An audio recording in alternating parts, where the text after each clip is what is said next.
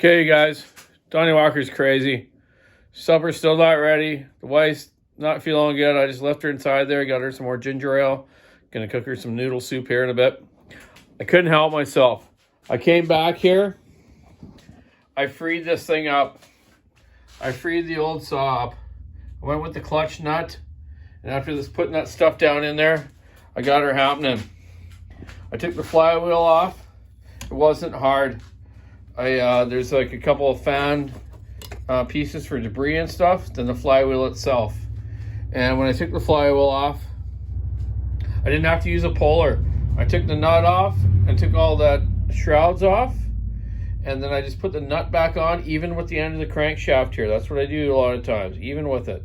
Okay, you don't want to have the nut too far down or too far out, or you wreck the nut and the crankshaft, even with it. And I put a pry bar behind the flywheel and give it one good smack, and that thing came off the keyway. That was sweet. I went, no way. And I get into here, this points a condenser, and this old coil is nice and shiny. It looks good. Points actually were a little stiff to move, but they do move by hand. This wick, which is a cleaner for the points, it's usually stuck down in that area there, okay? In this little groove here. That cleans the cam, kind of little cam piece on the crankshaft, which opens and closes your points, okay? Old Wyco system. Wyco Electric Company. Where were they at? West Springfield, Massachusetts, USA. Hey, isn't that where like Homer Simpson's from or something?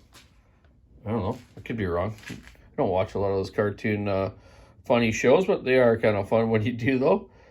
So yeah, can't really see the points right now. I'm not really worried about it, but I'm brutal. I came back out in the shed tonight and took this apart. So it still wasn't turning very good. And what it is the side bearings on each side of the crankshaft are very stiff. Right here, the con rod moves fine. Up and, both smooth, the bottom and the top. There's no big play to it.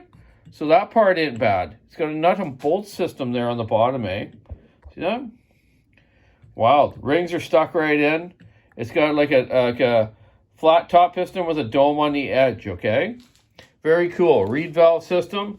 The old Tillotson carburetor, which I talked to you about in the last video. Took those off, yes. So there's the cylinder.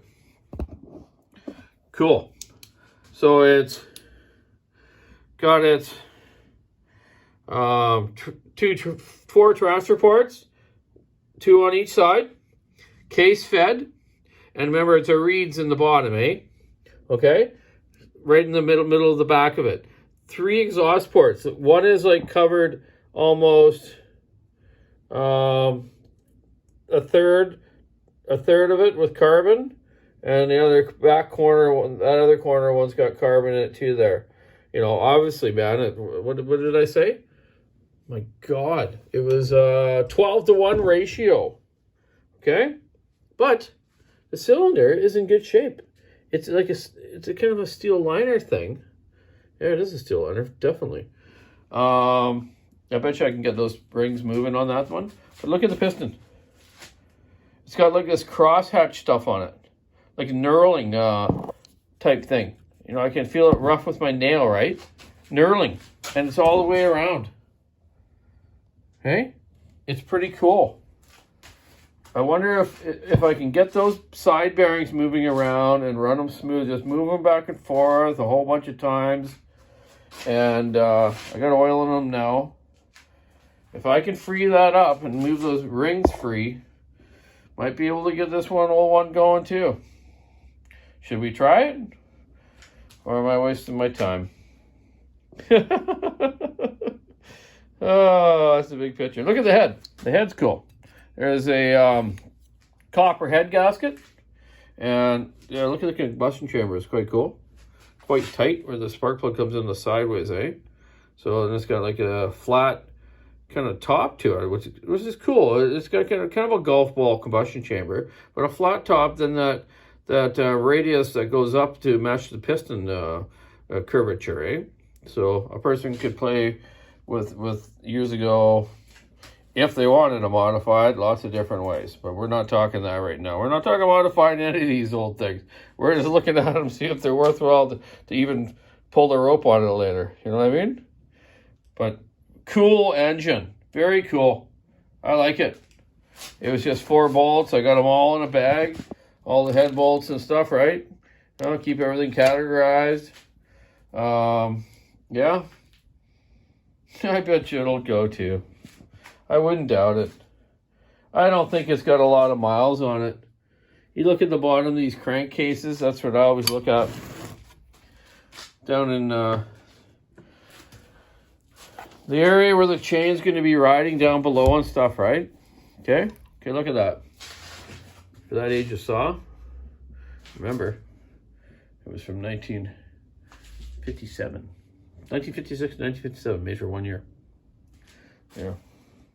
Anyways, that's enough. Cool. Let's see what happens. Got some oil down there. If I can get that moving freely and around, maybe put a little, keep washing and cleaning it out, and get a little bit of, some good, spray or something in there that it might Teflon coat the bearing or something. I doubt it, but just something good, eh? So if I can get it moving right, and I can free those rings up, we'll get the compression back on it, and it actually turn it over. And then we all know we can fix this Tillotson. I can fix almost any old Tillotson, as long as there ain't something broken or something weird going on with it. And hopefully the reeds are good. So yeah, stay tuned. Have a great Saturday night. Saturday Night Fever, if you're out disco dancing. Like anyone does that anymore, eh? Okay, keep your saw in the wood, stick in the ice, rubber in the road. Get back to you on the next vintage shed build, part number 2 of the model HC. The heck that thing say again? Pioneer. These are just cool old saws. I really like them, these direct drive ones. The one man type ones, right? So the old 2-man, great big old units, right? These are cool. Really cool engine designs. And we'll go over this one. I never had that Canadian apart, right? But we'll go over this one and the Mac one that I have, the Mac 15, and to see what the differences are. I think they're around the similar year. Okay, Donny Walker out. Have a great night. Bye.